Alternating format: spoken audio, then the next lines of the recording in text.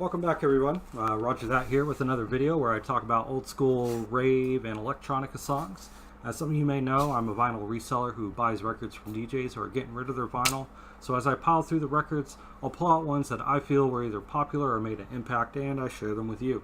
So in a collection I found this guy here, and just had to make a video immediately when I saw it, not to mention put it into a plastic outer sleeve for protection, of course.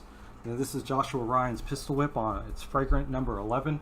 I remember I played this record so much that I wore the label down through the wax around the spindle here. It was a slower record to the other ones I played in the genre, so I was always speeding it up like this instead of twisting the nipple like I should have been. This record was played so much that you would easily hear this song 2-3 times a night. All the trance DJs had it. We all played it. We loved playing it. We always wanted to be the first one to play it in the night. Who's going to play Pistolwhip tonight? It was such a meme, I swear to God. Man, I felt sorry for all those people back then that was like, man, this song again? But I don't think we really cared. I think they all loved it too. It just goes to show how this record was received by the trance community and all the DJs out there.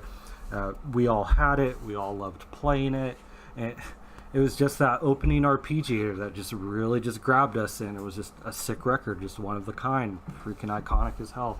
Top 5 arpeggios in a trance song ever. And by the amount of other DJs that had this record, it's fair to say that they agreed. It was just a phenomenal record, pure slice of trance nostalgia, even though it was played out AF. Now, one thing that I always thought was a little weird about the track was how it was titled. There's really nothing in this track that reminds me of getting, bopped in the head with a gun. Maybe it's just me thinking too much into it and reaching a little too far for something to bitch about.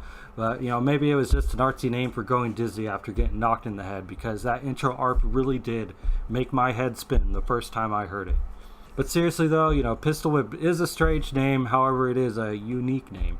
And when you said it at a party, everyone immediately knew what you were talking about. It wasn't Fragrant 11, it wasn't Joshua Ryan, it was Pistolwhip, and there was no confusion about it, and it was final. Now, if I were to complain about something worthy of bitching about, it would be that the song is just a little too long, specifically the intro.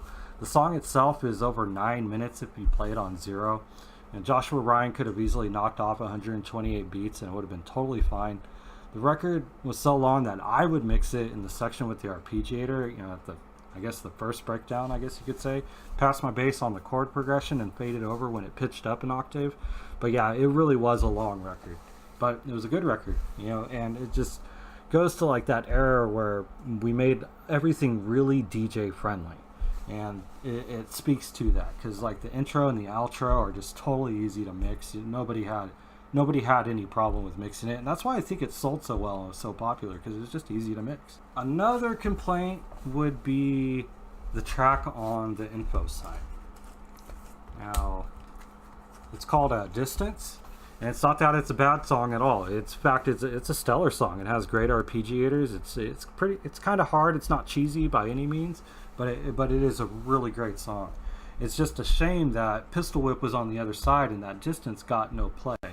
And if I could wave a magic wand, I would have preferred that they had Fragrant had another one of their artists, like Deep Sky, for instance, have them do a remix of Pistolwhip and then save Distance for Fragrant number 12 instead of having to release Deep Sky's Cosmic Dancer. Like Distance was such a good song. Like, man, it should have just. I wish it would have got some more table time. But yeah, that's it. Joshua Ryan's Pistolwhip, a freaking stellar track from '99. Fantastic arpeggiator that will just be timeless into history. We'll always love this record. It'll always have a special place in our heart. Let me know what was going through your head the first time that you heard this record. It's just such a stellar track, and it's worth talking about, even still today, even though it's been almost 20 years. Also, I'm a vinyl reseller, so if anybody is looking in to buy some old trance vinyl, check out my inventory. I'll have a link to that as well as the song in the description down below. And as always, thanks for listening.